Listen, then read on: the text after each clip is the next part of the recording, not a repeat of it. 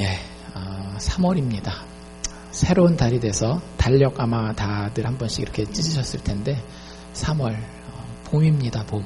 그래서 날씨도 너무 좋고 어제 오늘 날씨가 진짜 퍼펙트합니다. 그래서 좋은 시간들 마음으로 혹 환경이나 이런 부분에 있어서 내가 원하는 대로 혹시 안 되는 게 있다 할지라도 그런 생각 해봤어요. 참 겨울이 올 것 같지 않지만 오고 또 겨울이 지날 것 같지 않지만 지나가는 것을 보면 그 모든 것을 주관하시는 하나님은 참으로 신실하시구나, 믿을만한 분이구나 라는 생각을 합니다. 하나님 자녀들을 향해서 주시는 약속이 있어요.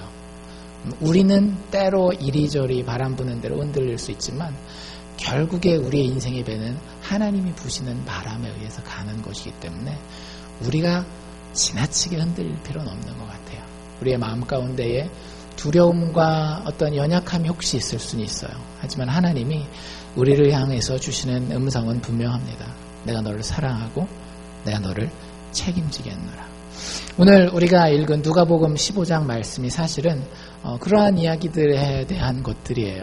사실은 잃어버린 것들에 대한 이야기가 쭉 나오고 있습니다. 우리가 잘 알기로는 보통 이걸 뭐라고 얘기를 하는가 하면 탕자의 비유, 뭐 이런 표현들 많이 들어보셨을 거예요. 이게 탕이 이게 방탕한 거, 아주 그냥 인생을 아무렇게나 사는 그런 그 한자잖아요. 근데 그 탕자의 이야기가 오늘 우리가 읽은 10절 바로 뒷부분부터 나와요. 11절부터 15장이 끝나는 32절까지 잃어버린 아들에 대한 이야기가 나옵니다. 그런데 사실 누가복음 15장을 살펴보면 세 가지 이야기로 이 장이 쫙 구성되어 있는 걸 알 수 있어요. 첫 번째는 양에 대한 이야기가 나오고요.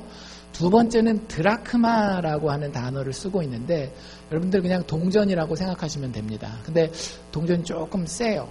가격으로 따지면 우리가 그 새벽 예배 때 제가 토요일 날 말씀드릴 때 데나리온 얘기 가끔 했었죠. 데나리온이 하루치 품삯이라 그랬잖아요. 그러니까 한 7, 80불에서 좀 돈 많이 버는 사람에게는 한 100불 정도 되는 그 동전을 이야기를 하는 거예요. 그래서 그 동전에 대한 이야기가 나오고요. 마지막 세 번째 이야기에 아들, 2명의 아들이 있었는데 그 중에 한 명이 뭐 거의 집을 나간 거나 마찬가지죠. 집 나가는 그런 이야기가 나와 있습니다. 이 세 가지 이야기의 공통점은 무엇인가 하면 뭔가를 잃어버렸다라고 하는 거예요. 양도 100마리가 있었는데 그 중에 한 마리를 잃어버리고요. 드라크마도 10개가 있었는데 그 중에 하나를 잃어버립니다. 아들도 몇 명 있었어요? 2명이 있었는데 그 중에 한 명을 잃어버리는 이야기예요. 그래서 그 잃어버린 것들이 이 각각의 이야기가 끝나는데 보면 회복되는 이야기가 나와 있습니다. 그래서 하나님이 하나님 자녀들에게 원하는 것은 아주 확실해요. 분명해요. 우리가 얼만큼 길을 잃어버렸건 간에 하나님의 뜻은 우리를 회복시키기 원하신다라고 하는 거예요. 그래서 이 세 가지 이야기를 통해서 우리가 좀 길게 살펴볼 겁니다. 3월, 4월 2달 동안 살펴볼 거거든요. 부활절만 빼고 이 이야기를 가지고 계속 살펴볼 텐데 여러분들 그 이야기 가운데에 구원하시는 하나님이라고 하는 하나님에 대해서 좀 깨달으시고 배우시고 묵상해 보시면 좋을 것 같아요. 우리 인간에게 그 구원하시는 하나님이 너무너무 필요하거든요. 하나님 그걸 우리에게 드러내고 있습니다. 우리 오늘 읽은 이야기 중에 첫 번째 이야기로 돌아가 보면 3절에 예수님이 비유를 시작하셨다 이렇게 얘기를 합니다. 비유는 뭐예요? 실제 있었던 이야기는 아니지만 어떤 상황에 맞도록 이야기를 만들어서 진리를 설명하는 것, 이것을 우리가 비유라고 이야기를 하잖아요. 그런데 그 비유로 말씀하셨는데 4절에 보면 이렇게 기록되어 있죠. 아까 우리가 읽었는데요. 너희 중에 어떤 한 사람이 있다. 그런데 그 한 사람에게는 양이 몇 마리가 있었대요? 100마리가 있었대요. 상당히 많은 양이 있었습니다. 근데 양 100마리가 있는데 그 중에 몇 마리가 말썽을 부린 거예요. 딱 한 마리가. 참 이 사람이 요 하나만 참 잘 되면 참 좋은데 꼭 눈에 밟히는 게 그 하나란 말이에요. 자식이 있어도 10손가락 다 깨물어서 안 아픈 손가락 없다 그러지만 여러분들 부모의 마음에는 누가 제일 마음에 걸립니까? 잘난 아들? 아니에요. 제일 좀 이렇게 안타까운 그런 사연을 가진 자녀가, 아들이나 딸이 제일 마음에 밟힌단 말이에요. 그래서 똑같은 마음을 이 양의 주인인 목자가 가지고 있었던 것 같아요. 그래서 그 중에 하나를 잃어버리면 남은 양이 몇 마리죠? 100 빼기 1이니까 99마리는 그대로 두고 그 잃어버린 양을 향하여서 찾기까지 찾아다닌다라고 이야기를 합니다. 여러분들 비유라고 하는 것은 실제 있었던 이야기가 아니잖아요. 그렇죠? 실제 있었을 만한 이야기를 우리에게 하는 건데, 비유라고 하는 것을 우리가 볼 때에 중요한 건 뭐냐면 비유에서 이야기하는 각각의 요소들이 있어요. 그럼 그게 뭘 이야기를 하는지, 도대체 어떤 의미가 있는지를 아는 것이 상당히 중요합니다. 그래서 오늘 이 비유에 나와 있는 것 몇 가지만 저랑 같이 살펴볼 텐데요. 첫 번째는 이 비유에 양이 등장한다라고 하는 사실을 우리가 한번 살펴보면 좋을 것 같아요. 호랑이도 아니고 강아지도 아니고 말도 아니고 소도 아니고 누가 등장한다라고요? 양이 등장한다라고요. 여러분들 양 하면 이렇게 탁 떠오르는 이미지가 어떤 이미지세요? 하얗고 털이 버성버성하고 귀엽고 눈 이렇게 순진부부한 눈을 뜨고 있고 뭐 이런 모습의 양을 우리가 생각한단 말이에요. 그런데 성경에 그런 모습의 양으로 비유를 하는 경우들도 있는데요. 오늘 우리가 본 이 비유에서의 양은 아주 잘 계획된 영적 모욕입니다. 여러분들 우리를 양에다가 비교하고 있는데 이게 우리를 아주 수치스럽게 하는, 창피하게 만드는 비유예요, 사실은. 왜냐하면 여기 나와 있는 양은 정말 어리석은 짐승이라고 하는 것을 우리에게 보여주는 거거든요. 이 양, 100마리의 양이 있었는데 그 중에 한 마리가 어떻게 됐다라고요? 길을 잃어버렸다라고요. 여러분들 양이 길을 잃어버린 거 혹시 본 적 있으세요? 한국 문화는 이렇게 목축을 하는 문화는 아니잖아요. 우리가 양 보려면 기껏해야 뭐 체험학습 같은 거 해가지고 한국에서는 대관령 뭐 이런 데 가잖아요. 미국에서도 제가 이렇게 여기 다니다 보면 뭐 소나 말은 보는데 양을 본 적은 많지 않은 것 같아요. 뭐 양 하면 보통 뭐 호주, 오스트레일리아나 저기 스코틀랜드 뭐 이런 데 있는데, 어떤 한 목사님이 그 영국 스코틀랜드 그쪽 출신 목사님이었는데 전직이 뭐였는가 하면 목자였어요. 목동이었다란 말이에요. 그런데 그분이 이 비유를 딱 보고 하는 얘기가 뭐냐면 양 정말 바보 같다라고. 양들이 참 순하고 그런 건 맞는데 잘 생각해 보세요. 여러분들 양떼가 있을 때 목동이 어디 서 있습니까? 목동이 맨 앞에 서 있습니까? 가운데 서 있습니까? 뒤에 서 있습니까? 대부분 뒤에 서 있어요. 여러분들 참 그렇지 않아요? 그 강아지나 이런 애들은 주인이 가면 이렇게 따라오잖아요. 그런데 양은 보통은 주인이 야 따라와 하고 줄줄줄줄 끌고 가잖아요. 그럼 꼭 뒤에 어떤 놈들이 생겨요? 길을 잃어버리는 애들이 생기는 거예요.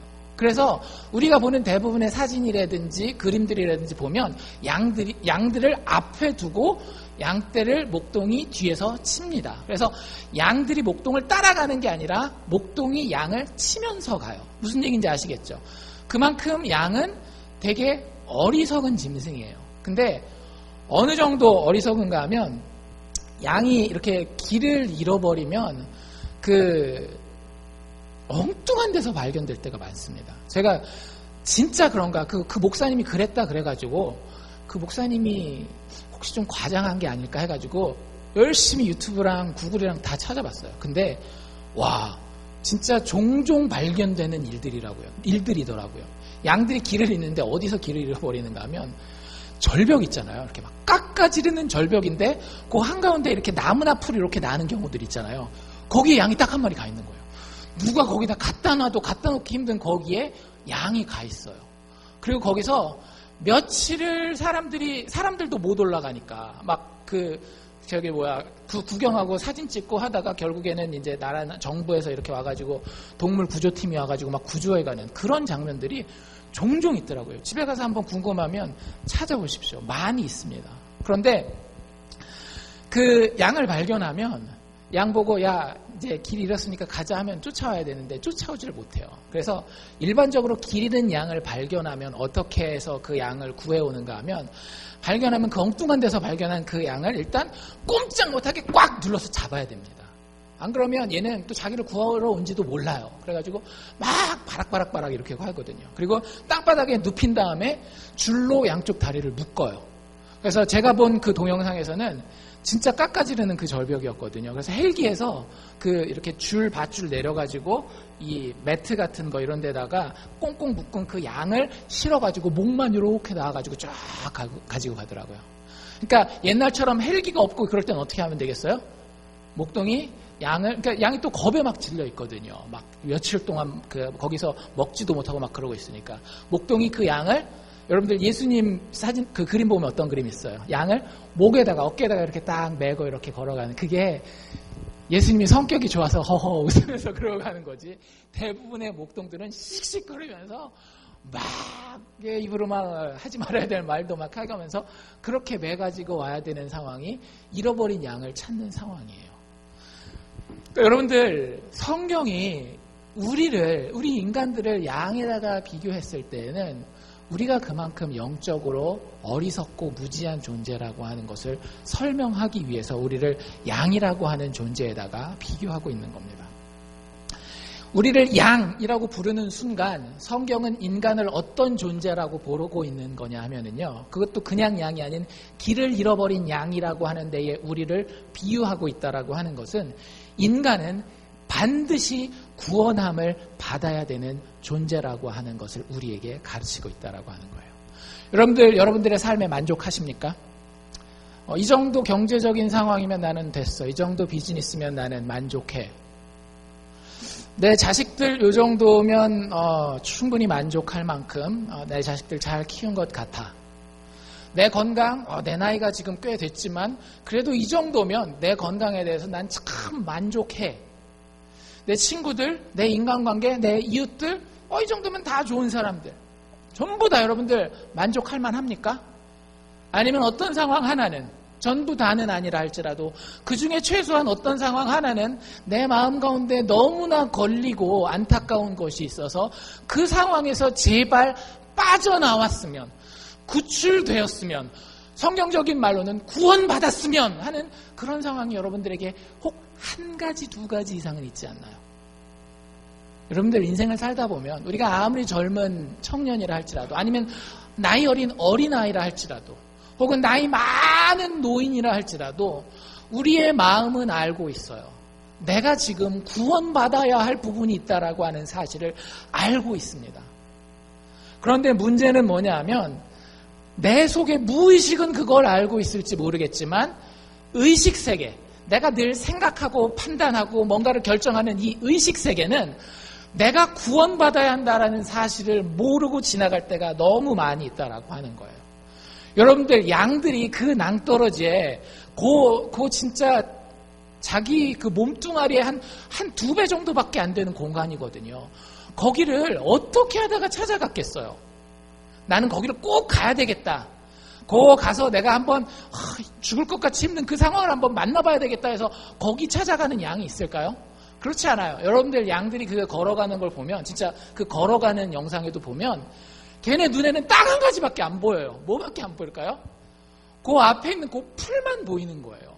자기 밑에 길이 전혀 안 보여요. 길이 어떻게 생겼는가 하면 진짜 그 사람 발 하나 딱 디딜 만큼밖에 안 되는 그런 돌과 돌 사이에 틈이 약간 나 있으면 그 길 보고 거기를 이렇게 걸어가요. 근데 그런 게 보이는 게 아니라 뭐가 보이는가 하면 저 끝에 보이는 풀이 보이는 거예요. 자기가 어떻게 돌아와야 될지를 전혀 생각을 안 해요. 양들이 뒷걸음질도 못 치거든요. 그러니까 갔던 그대로 오면 되겠지, 이건 인간의 생각이고, 거기 가면 몸도 돌이킬 수도 없고, 그 다음에 거기서 그 풀을 다 먹어버리잖아요. 그러면 거기서 그냥 꼬박 굶어 죽는 거예요. 사람이 올라가지 못하는 곳까지 올라가 있으면 진짜 양이 그렇게 굶어 죽는답니다. 그리고 거기서 어떻게 해서든지 빠져나오려고 하는 양을 또 제가 본 적이 있거든요. 그 영상 중에. 진짜 갈까 말까 하다가 이렇게 쫙 돌로 된 낭떠러지였는데 2마리가 같이 갔어요.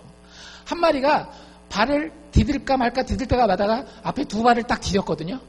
돌이 얼마나 미끄러운지 쫙 미끄러져서 중간에 턱 한 번 있는데 거기 퐁 튕기고 떼굴떼굴 굴러서 저 밑에까지 떨어지더라고요. 두 번째 양은 중간에 턱에 걸리긴 했는데, 제가 드리고 싶은 이야기가 뭔가 하면, 여러분들 그 풀은 우리의 인생에서 영혼의 만족을 의미합니다. 여러분들 내 육신의 상태가 건강하면 어때요? 마음에 기쁨이 있잖아요. 편안함이 있잖아요. 영혼의 만족이 있다란 말이에요. 사업을 하는데 그 사업이 잘 풀려요. 사업이 안 되면, 제가 어제 어떤 분이랑도 얘기를 해봤는데 사업이 너무 힘들면 막 머리도 빠지고 그런다면서요. 근데 그게 사업이 잘 되고 하면 어때요? 마음에 평안이 있어요. 기쁨이 있어요. 영혼의 만족이 있단 말이에요. 자식이 잘 되는 것도 마찬가지고, 뭐 학생들이라고 한다면 학교에서 내가 원하는 뭐 성적이 됐건 아니면 친구들과의 인간관계가 됐건 그런 것들을 얻게 됐을 때에 우리는 마음의 기쁨이 있습니다. 평안이 있습니다. 영혼의 만족이 있다라고 하는 거예요. 그런데 여러분들 이걸 꼭 아셔야 돼요. 우리의 영혼을 만족시킬 수 있는 풀이 한 종류밖에 없다라고 하는 거예요. 우리의 영혼을 만족시킬 수 있는 풀은 예수 그리스도밖에는 없습니다.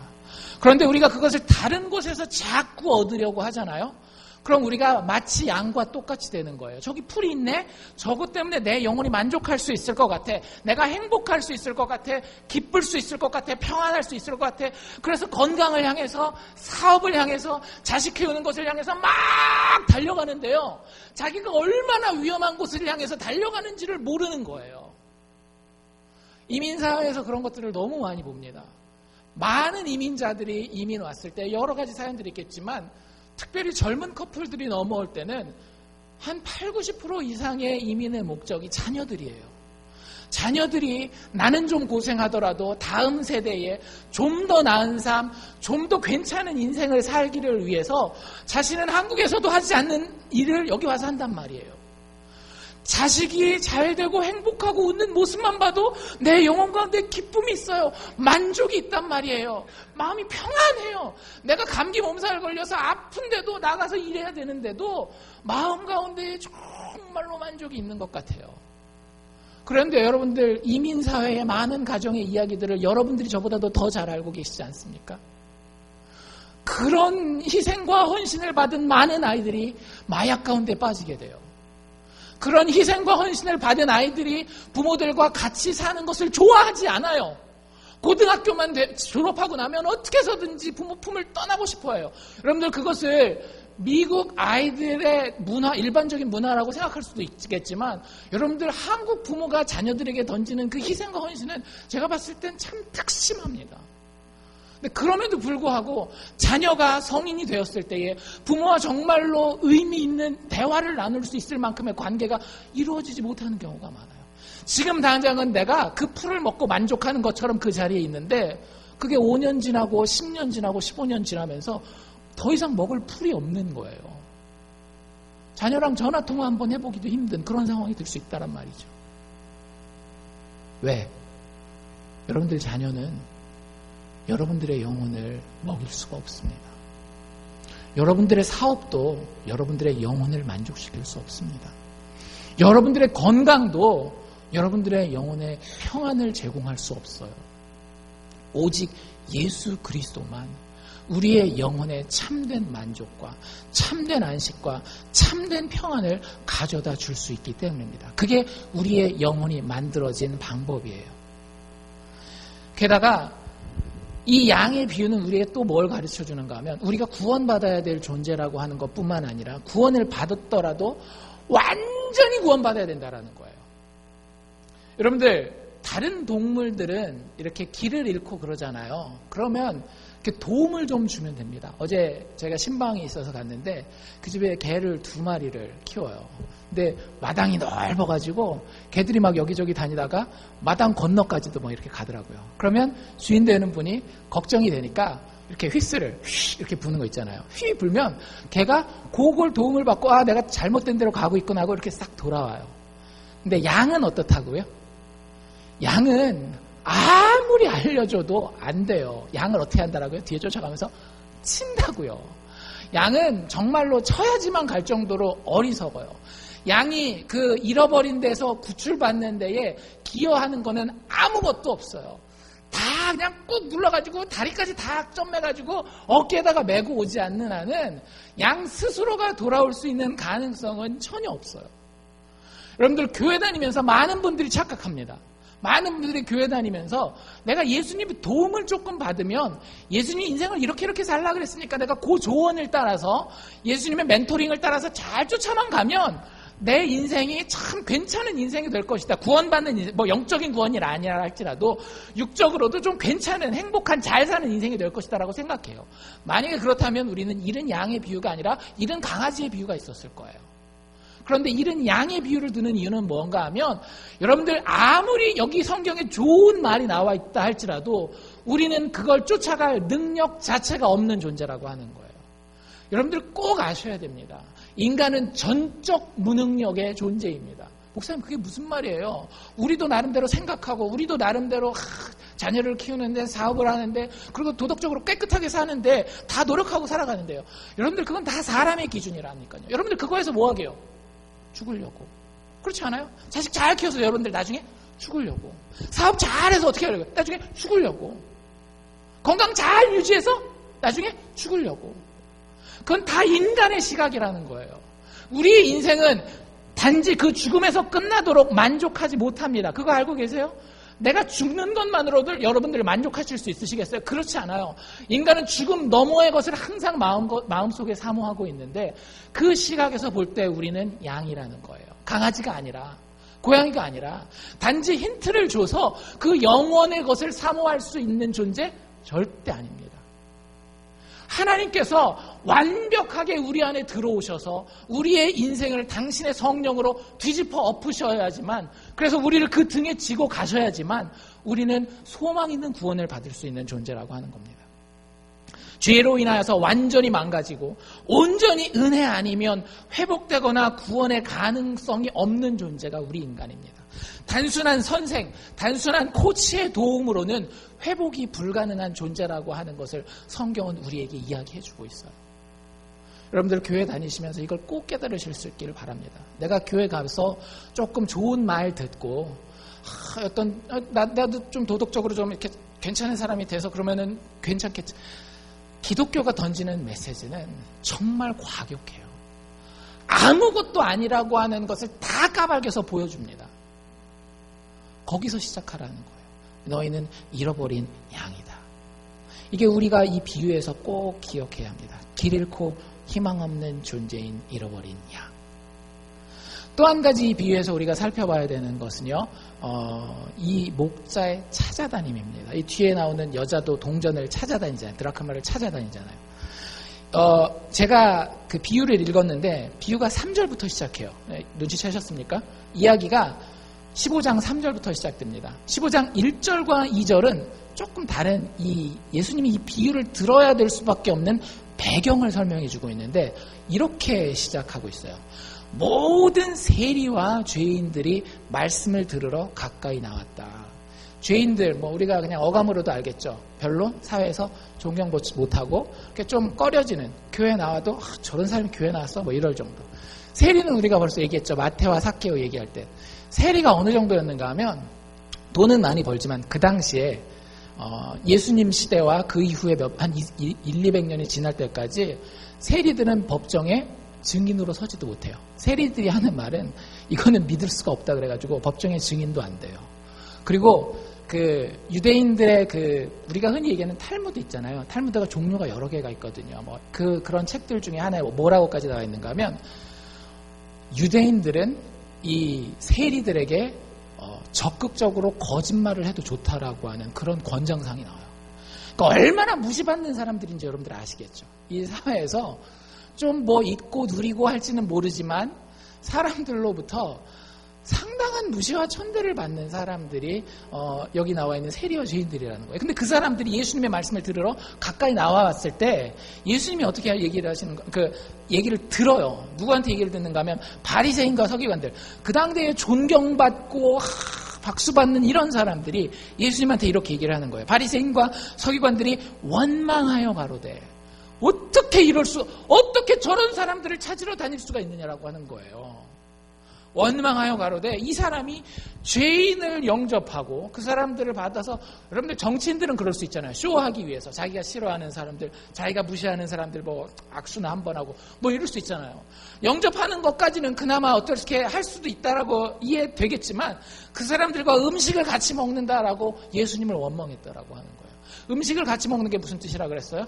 너를 나의 가족의 일원으로 받아들이겠다. You are my family 라고 받아들인다라는 거예요. 어떤 사람들을? 아무 자격 없고 그 시대에 가장 무시받는 사람들을. 여러분들, 이게 오늘 비유에 나와 있는 찾아다님의 성격입니다. 예수님이 찾아다니는 이 찾아다님은요, 가치 있고 의미 있고 능력 있어서 다른 사람들이 세상이 보기에도 정말 탐할 만한 좋은 존재들을 찾아다니지 않으셨다라고 하는 거예요. 생각해보세요. 여러분들, 양들도 IQ가 있는 것 같아요. 양들도 IQ가 있더라고요. 하여튼 양에 대한 동영상 많이 봤습니다. 이거 하느라고. 양들이 이렇게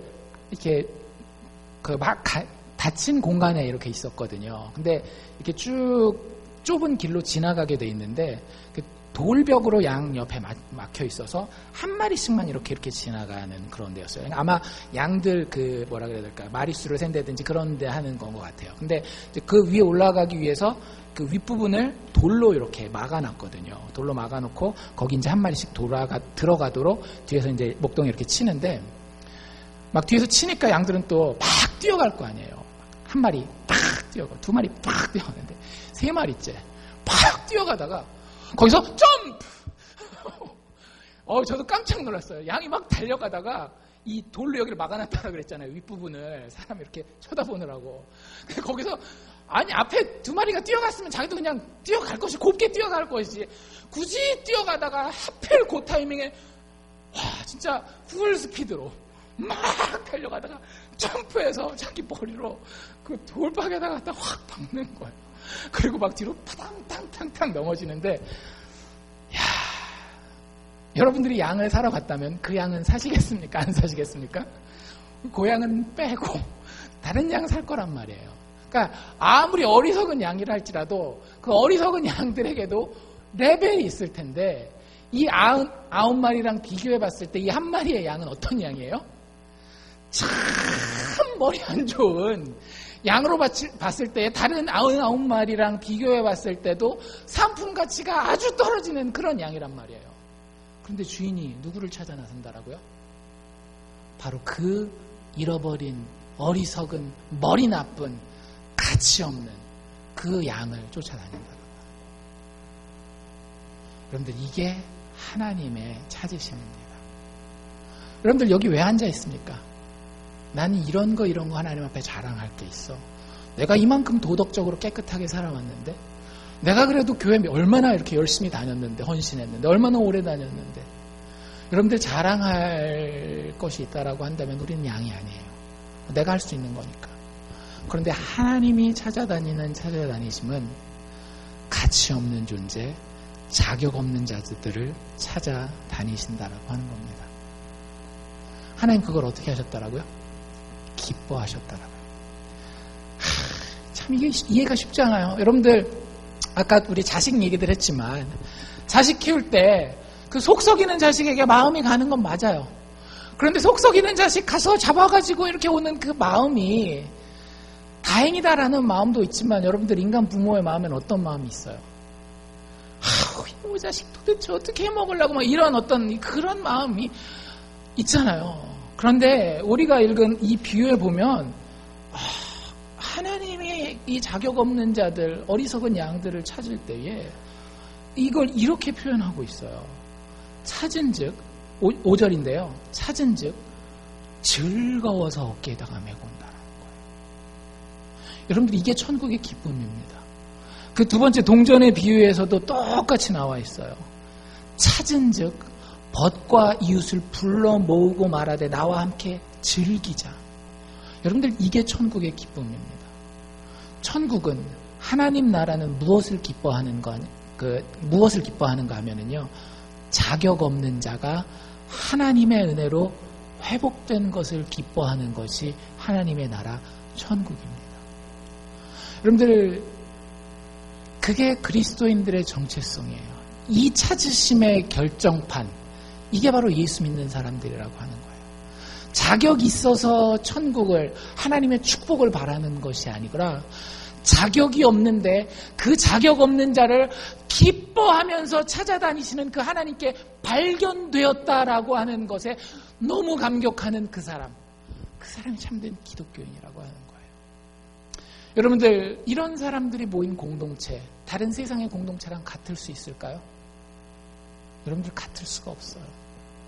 교회는요, 이런 양들이 모여있는, 우리 뭐 농담으로도 하나님의 잃어버린 양들 막 농담으로도 많이 하는데, 근데 교회의 핵심이 거기 있는 거예요. 교회는요, 잘난 사람들이 모여서 나는 이게 맞는데 너는 이게 뭐야, 왜 틀려, 이걸 이야기하는 장소가 아니라, 교회는 내 하나님의 잃은 양으로서 부름받았는데 너도 잃어버렸었어, 넌 어느 낭떠러지 갔다 왔니, 이런 자신들의 약함을 이야기할 수 있는 공동체가 이게 교회라고 하는 공동체입니다. 예수 믿는 공동체는 참 독특한 공동체예요. 정말 아주 너무 진한 공통의 경험을 가지고 있습니다. 여러분들, 이 공동체라고 하는 것은 생물학적 요소에 의해서 만들어지지 않아요. 여러분들, 사람이 부모에게서 태어나니까 당연히, 뭐 지리적으로 같이 사니까 당연히 그 하나의 공동체를 이룰 것 같지만, 그렇지 않은 경우들이 상당히 많이 있습니다. 한국 같은 경우에도 보면 우리랑 피부색이 다른데 영어를 전혀 못하고 전라도 사투리를 구수하게 하는 이런 친구들이 있어요. 그럼 그 친구들은 일본 사람들을 좋아할까요, 싫어할까요? 일본 사람들을 싫어해요. 왜? 피부색이 그 사람의 정체성을 결정하는 게 아니라, 그 사람의 공동체 소속을 결정하는 게 아니라, 뭐가? 그 사람이 공유하고 있는 경험과 역사가 그 사람의 공동체의 정체성을 규정하는 거거든요. 여러분들 똑같습니다. 예수 믿는 사람들이 가지고 있는 정체성이 여러 가지 있어요. 여러분들에게 당신은 누구십니까? 물어보면 여러분들이 나는 누구입니다 라고 대답하는 그 답이 정체성이거든요. 나는 누구누구의 아버지입니다. 어머니입니다. 나는 누구누구의 남편입니다. 아내입니다. 나는 어느 회사의 사장입니다. 직원입니다. 이런 것들이 여러 가지 정체성이에요. 그런데 기독교인은 어떤 사람들인가 하면은요, 내가 하나님 앞에 구원받은 잃은 양입니다 라고 고백할 수 있는 그 정체성이 가장 큰 부분을 차지하는 그 사람들이 모여있는 모임이 그리스도인들이요 교회가 된다라고 하는 거예요. 여러분들, 이제 제가 이 설교를 기초로 하고 있는 팀 켈러라고 하는 목사님이 상당히 독특한 경험을 했대요. 뉴욕에 사니까 별의별 사람이 많잖아요. 뉴욕에 가면 뭐 한국 사람, 중국 사람, 뭐 인도 사람, 전 세계 인종의 전시장이라고 얘기를 하니까. 근데 한 번은 누구를 만나는가 하면 보스니아라고 하는 나라 출신의 나이 좀 든 사람을 만났다라고 합니다. 보스니아가 어디냐면 옛날에 유고라는 나라, 여러분들 들어보셨죠? 더 이상 유고라는 나라는 없어요. 왜? 소련이 무너지면서 각자 자기 민족별로 이렇게 흩어졌거든요. 근데 거기서 땅을 누가 얼마나 많이 차지냐는 때문에 어떤 일이 있었는가 하면 인종 청소라는 게 있었습니다. 그러니까 다른 부족이죠. 뭐 요즘 예식으로 부족 얘기한다는 게 좀 그럴 수도 있지만, 다른 부족이 와서 요 동네에 사는 또 다른 부족을 아예 싸그리 다 죽이는 거예요. 어머니, 아버지, 딸 뭐 다 전부 다 싸그리 죽이는 이런 경험을 했었던 사람들이 보스니아 사람들이거든요. 근데 그 사람이 와서 자기 이 팀켈러 목사님한테 했던 얘기가 뭐냐면, 보스니아 사람들은 요즘에 미국의 가장 큰 이슈 중에 하나가 뭐예요? 대통령 선거. 과연 누가 되느냐 안 되느냐 때문에 누구는 정신과 치료도 받는데요. 하여튼 이번에 그 이슈가 많은데, 보면은 막 엄청 싸운단 말이에요. 민주당을 지지할 것이냐, 공화당을 지지할 것이냐. 그러면 보스니아 출신의 미국 사람들, 시티즌십을 가진 사람들도 민주당 지지자들이 있고 공화당 지지자들이 다 따로 있다라는 거예요. 그런데 공화당 출신이야? 어떻게 너 공화당을 뽑을 수가 있어? 너 민주당 출신이야? 어떻게 민주당 뽑을 수가 있어? 하는데, 얘기하다 보면 같은 보스니아 출신이면 무슨 얘기를 하겠어요? 그 인종청소 때 고생했던 그 얘기. 죽을 뻔했다가 간신히 살아나와서 요 미국 땅에 와서 지금 살고 있는 이야기를 하는 거예요. 그러면 본인들이 가지고 있는 그런 정치적인 차이는 눈 녹듯이 싹 다 사라지는 거예요. 너도 그렇게 죽을 뻔했었어. 나도 그렇게 죽을 뻔했었는데 살아났어. 너도 거기서 그렇게 부모님을 잃었어. 나도 거기서 내 형제를 그렇게 잃어버렸어. 울고 웃고 하면서 우리 보스니아 사람 하면서 이렇게 똘똘똘 뭉친다라고 하는 거예요. 그런데 참 아이러니컬한 건 뭐냐면 자기한테 아들이 있어요. 아들인데 자기랑 피부색도 똑같고 보스니아 출신이라는 걸 알고 있어요.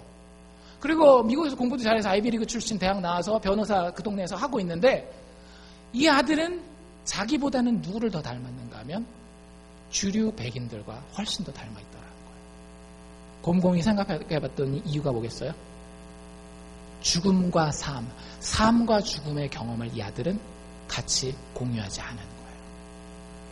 여러분들, 우리는 전부 다 잃은 양으로서 죽어야만 하는 상황 가운데 있었습니다. 우리 예수 믿는 사람들은 다 그 사람들이에요. 그런데 거기서 누가 우리를 구해주신 거예요? 예수 그리스도께서 십자가에서 우리를 위해서 대신 죽어주심으로 우리가 다시 살아날 수 있었던 거예요.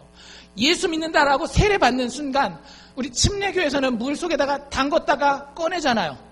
예수와 함께 죽고 예수와 함께 다시 살아난다라고 하는, 여러분들 예수와 함께 삶과 죽음을 경험한 사람들의 공동체가 교회입니다.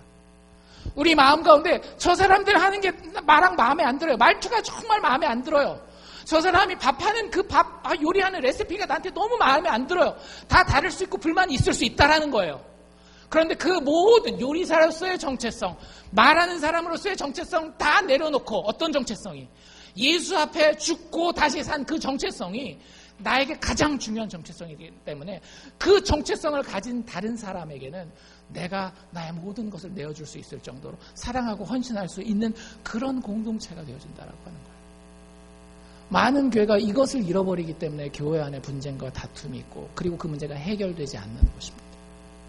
우리가 십자가로 나아가야 하는 이유가 이것이에요. 예수 앞에 나아가 내가 어떤 사람인지 발견하고 그런 사람들이 많아질 때 교회는 부흥하는 겁니다. 교회에 사람의 숫자가 늘어나는 게 교회가 부흥하는 게 아니에요. 정말로 복음의 진리가 한 사람 마음 가운데에 하나씩 새로 재발견될 때에, 죽었던 영혼들이 그 진리를 다시 한번 깨닫게 될 때에 그 교회가, 그 영혼이 부흥하게 되는 겁니다. 여러분들, 그 공동체는 독특한 기쁨을 소유하게 돼 있어요. 여러분들, 인간끼리 모이는 공동체는 어떤 기쁨을 소유하는지 아세요? 다 다른 사람보다 내가 좀 더 괜찮다라는 데서 오는 기쁨을 가지게 돼요. 그런 거 못 느끼세요? 한인회 모임을 갔다, 아니면 무슨 비즈니스 모임을 갔다. 여러분 거기 갔을 때 제일 기쁜 때가 어떤 때예요? 내가 저 사람보다 조금 더 괜찮은 차를 타고 왔을 때 더 기쁘잖아요. 그 공동체로 모였는데도 불구하고 내 자식이 저 사람 자식보다 좀 더 좋은 대학을 갔다, 좀 더 좋은 잡을 가졌다. 그때 막 기쁘잖아요.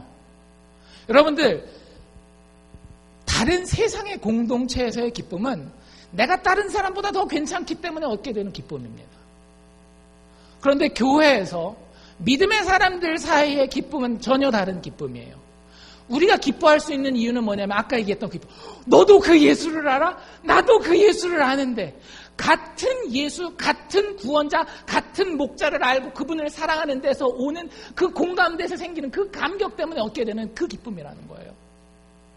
여러분들, 미국 사람들 축구 잘 모르잖아요. 한일 그 축구 국가대표 한다 그래서 어제 한국이 2대1로 지고 있다가 막판에 2골 넣어서 이겼어. 여러분들, 이 얘기한다고 미국 사람들이 정말 같이 좋아하고 여러분들이랑 같이 기쁨을 나눌 수 있을 것 같아요? 안 그래요. 하지만 미국 시골 꼭대기에 살고 있는 그 사람 딱 만났는데, 어제 한일 좀 봤어? 2대1로 지고 있다가 마지막 5분 2골? 그러면 대한민국 막 이래가면서 얼마나 좋아요. 여러분들, 그게 믿음의 공동체가 가지는 기쁨입니다. 예수 때문에 감격하고 예수 때문에 정말 인생의 놀라움을 체험한 그 사람들이 서로 예수에 대해서 이야기하면서 그것 때문에 기뻐할 수 있는 그 공동체. 우리 목장 모임이 그런 목장 모임들이 돼야 돼요. 모였을 때 그냥 다른 수다가 아니라 영적 수다를 나눌 수 있어야 합니다. 내가 예수를 얼마나 기쁘게 경험하고 있는지, 그래서 그것들이 다른 사람들에게 도전이 되고, 다른 사람들에게 감격이 되고, 다른 사람들에게 위로가 되고. 예수 믿는 사람들의 공동체는요, 다른 사람보다 내가 더 괜찮기 때문에 가지게 되는 기쁨이 아니라, 내가 내 스스로를 다른 사람보다 더 낮은 곳에도 집어넣을 수 있는 그런 기쁨으로 이루어지게 되어 있습니다. 이거는 제가 하나 꼭 짚고 넘어갑시다. 이번 주 목요일부터 부흥회가 있어요. 그렇죠? 저의 솔직한 마음을 말씀드릴게요. 제 연합집회를 여기 와서 이제 몇 번을 했잖아요. 근데 안타까움이 있어요, 마음에. 다른 교회 얘기는 하지 말고 저희 교회 얘기만 할게요. 저희 교회가 연합집회에 참석했을 때 다른 교회도 혹시 그런 마음을 가졌을런지 모르겠지만 거기서 우리가 얼마나 잘했는가가 우리의 기쁨의 근원이 되지 않는가라는 고민을 해봅니다.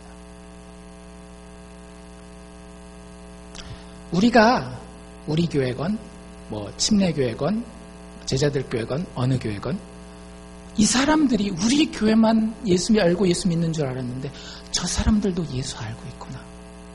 저 사람들이 저렇게 아름다운 모습으로 하나님을 섬기는구나. 이것 때문에 기뻐할 수 있어야 교회들이 연합할 때에 진정한 연합의 의미가 있는 겁니다. 근데 저 교회가 저렇게 했어. 우리 교회는 이번에 이렇게. 이름은 연합을 달 수 있겠지만 하나님 보시기에 연합은 이루어지지 않습니다. 그래서 이번에 행사를 준비하시는 분들 다과로 또 찬양으로 예배로 여러 가지 보이지 않는 곳에서 준비하는 분들이 이런 마음을 품고 우리가 한 공동체라고 하는 마음을 품으시면 좋겠어요. 다른 교회도 하나님 앞에 똑같이 하나님의 존귀한 자녀들입니다. 그 사람들 높아지는 것, 내가 배합하는 것이 아니라 그걸 기뻐할 수 있어야죠. 그걸 기뻐해야 할 수 있어야죠. 여러분들 스스로에게 이렇게 질문해 보십시오. 진정한 그리스도인과 예수에 대한 이야기를 나누면서 정말 나는 얼마나 놀라고 감격하고 그걸 공유하면서 기뻐해 본 적이 있는지, 아니면 나 교회 다니지만 사람들끼리 다른 교회 사람 아니면 우리 교회 사람 만나는데 만나서 해서 제일 기쁜 얘기는 밥 먹는 얘기, 여행 다니는 얘기, 놀러 다니는 얘기, 자식 잘 되는 얘기만 기쁜지, 아니면 진짜 예수 얘기하기 때문에 기쁜지. 팀 켈러 목사님 그러더라고요. 자기 백인 남성 하이칼라 잘 교육받고 편안하게 사는 사람이지만 단언할 수 있대요. 아프리카에 저 오지에 17살 먹고 남편도 없이 애 넷 키우는 가난한 여자아이, 근데 예수 믿는 사람이라고 한다면 그 아이와 말이 통해서 15분만 예수에 대해서 이야기하면 우리는 같이 감격하고 같이 기뻐할 수 있을 거예요. 여러분들에게 그런 친구가 있습니까? 저 있어요. 너무 좋아요. 너무 좋아요. 그런 사람들과 이야기하는 거 너무 좋아요. 다른 얘기하는 거는 제가 맞출 수는 있어요. 근데 마음에 진짜 기쁨이 나오는 그 예수에 대해서 같이 이야기할 때 정말 너무 좋습니다. 마틴 로이드 존스 목사님 이렇게 얘기했어요. 당신은 흑인도 백인도 아시아인도 히스패닉이기도 이전에 당신은 먼저 크리스찬이다. 여러분의 정체성은 무엇입니까? 하나님의 찾아다니심이, 그 잃은 양을 찾아다니시는 그 찾아다니심이, 그 긍휼하고 자비롭고 은혜로운 찾아다니심이 여러분들의 정체성의 근거입니까? 아니면 다른 어떤 것입니까? 마지막으로 하나만 더 살펴보면요, 목자에 대해서 좀 살펴볼 필요가 있는데요. 양은 누가 친다라고요? 목동이, 목자가 친단 말이에요. 그런데 여러분들, 양에게 목자는 어떤 존재인가 하면 모든 통제권을 가지고 있는 존재입니다. 그렇죠? 양에게는 선택권이 있어요, 없어요? 양이 선택하면 늘 어떻게 된다라고요? 엉뚱한 데로 가서 자기 혼자 굶어 죽거나 머리 박거나 이러는 거예요. 양과 목자의 관계에서 모든 통제권은 바로 목자에게 있습니다. 양이 목자에게서 어떤 정보를 듣고 통계를 제공받고 교육을 받아서 자기가 바른 길로 가는 게 아니에요. 모든 것을 아주 주도적으로 목자가 끌고 밀고 가는 겁니다. 여러분들, 예수님이 우리를 양이라고 부르고 본인을 목자라고 했을 때는 우리에게 이렇게 이야기하는 것과 똑같은 겁니다. 얘들아, 너 자신을 나에게 온전히 주어라. 여러분들, 이게 이 비유가 우리에게 던지는 도전이에요. 네가 뭘 가지고 있건 네가 어떤 상황이 있건 간에 상관없으니까 너의 모든 것을 나에게 다 맡기라는 거예요. 그럼 내가 완전한 주도권을 가지고 너의 삶을 이끌어 가겠다라고 하는 겁니다. 여러분들, 진짜 그렇게 해도 될까요? 그거 믿을 수 있겠어요? 그래도 이거 내가 좀 내 방법대로 신경 써야 되는 거 아닌가? 여러분들 이거에 대한 대답은 6월절 식탁에서 사실 찾을 수 있습니다. 여러분들 정답 답부터 말씀드린다면 우리는 하나님을 신뢰할 수 있어요. 목자 되신 예수님을 전적으로 신뢰할 수 있습니다. 그 힌트가 어디에 나와 있는가 하면 6월절 식탁에 나와 있어요. 지난주에 저희가 6월절에 대해서 간단히 살펴봤단 말이에요. 6월절이 어떤 절기라 그랬어요? 이스라엘 백성들이 출애굽에 종살이하던 곳에서 탈출할 때에 하나님 마지막 기적으로 베푸신 장자의 죽음, 모든 집안의 초태생을 다 죽이는 그 저주, 재앙 가운데에서 어린 양을 잡아 그 어린 양의 피를 문설주와 문지방에 바르고 거기서 6월절 식사를 나눈 사람들을 하나님이 다 살리신 그것을 기념하는 하나님의 구원을 기념하는 절기였단 말이에요. 지금도 유대인들은 6월절을 지킵니다. 그런데 신학적으로 신약 구약을 다 믿는 그리스도인에게 마지막 6월절은 언제일까요? 성경에 나와 있는 마지막 6월절은요. 우리가 흔히 잘 알고 있는 레오나르도 다빈치가 그린 최후의 만찬이에요. 그게 6월절 밤에 제자들과 6월절 식사를 하시는 그 장면입니다. 레오나르도 다빈치 딱 보면 예수님 가운데 이렇게 딱 있고 12명의 제자가 쫙 있잖아요. 그게 6월절 식탁이거든요. 그럼 우리가 지난주부터 배운 대로라면 여러분들 6월절 식탁에 당연히 있어야 되는 것들이 뭐가 있어야 될까요? 식탁이니까 음식인데 포도주 있어야 될 거고요. 물을 그 당시에는 못 먹었으니까 그 사람들이 또 배를 부르게 할 수 있는 떡, 우리가 진설병이라고 하는 누룩을 넣지 않은 떡빵이 있습니다. 제일 중요한 메인 요리는 뭐예요? 6월절 식사에? 양고기란 말이에요. 그쵸? 왜냐하면 양을 죽이고 그 피를 발라야 되니까 양고기란 말이에요. 그런데 이 예수님의 마지막 최후의 만찬에 대해서 마태, 마가, 누가, 요한복음에 다 나오거든요. 여러분들 집에 가서 싹 한번 찾아서 읽어보십시오. 양에 대한 이야기가 한 번도 나오지 않아요. 오, 이상하지 않아요? 6월절 요리의 핵심은 뭐라고요? 양이라고요. 근데 양 요리가 없어요. 여러분들 왜 그랬을까요? 그 양이 식탁 위에 없었습니다. 왜냐하면 어린 양 되신 예수께서 제자들과 함께 식탁 둘레에 둘러앉아 계셨기 때문에. 그리고 그 6월절 식탁은 어디서 완성되는가 하면 십자가 위에서 그분이 피 흘리시고 그분이 살을 찢으심으로 완성되었습니다. 여러분들, 예수님만이 유일한 목자입니다. 어떤 목자? 잃어버린 양이 치러야 하는 대가를 대신 치르는 목자. 그 어떤 양도 양이 치러야 하는 대가를 대신 치르는 목자는 없어요. 왜? 목자는 목자고 양은 양이니까. 그런데 정말로 놀랍게 하나님의 신비 안에서 목자이신 예수님이 어린 양이 되어줍니다. 그렇지 않아요? 세례 요한이 예수님을 소개할 때 뭐라 그랬어요? 보라, 세상 죄를 지고 가는 하나님의 어린 양이로다. 신이 우리 대신 양이 되셔서 우리와 똑같이 길 잃은 상황을, 정말로 고통스럽고 난감하고 어려운 상황을 똑같이 감당하신다라는 거예요. 그리고 그 자리에서 내 살과 피를 먹으라, 내가 너를 구원하겠다라고 이야기하고 계시는 거예요. 여러분들, 이런 목자 세상에 또 없습니다. 이 목자가 나에게 너의 모든 것을 맡겨라 라고 얘기를 한다면 상식이 있는 사람이라면 당연히 맡기는 게 맞는 거예요. 우리의 영의 눈이 어두워서 그것을 바라보지 못하고 깨닫지 못할 뿐이지, 우리의 영혼이 제대로 바라보고 제대로 생각하고 제대로 듣기만 한다면 그 목자에게 우리의 인생을 당연히 맡겨야 하는 거예요. 여러분들 그 그림 기억나세요? 예수님이 그 잃어버린 양을 등에다가 어깨에다가 이렇게 메고 기쁜 표정으로 오시는 그 표정. 여러분들, 예수님께서 우리의 연약함, 우리의 잃어버림, 우리의 상처, 우리의 수치하심을 어깨에다 그렇게 다 짊어지시는 거예요. 잃은 양이 당해야 할 그 모든 고초를 자신의 어깨에다 지셨어요. 십자가를 자신의 어깨에 지시고 신이 양이 되셔서 6월절 식탁의 메인 코스가 되어주신 겁니다. 너 자신을 나에게 온전히 달라. 왜냐하면 나만이 너를 대신할 어린 양이 되어 너의 약함과 너의 악함과 너의 고통과 너의 모든 수치스러움을 대신할 유일한 목자가 되기 때문이다.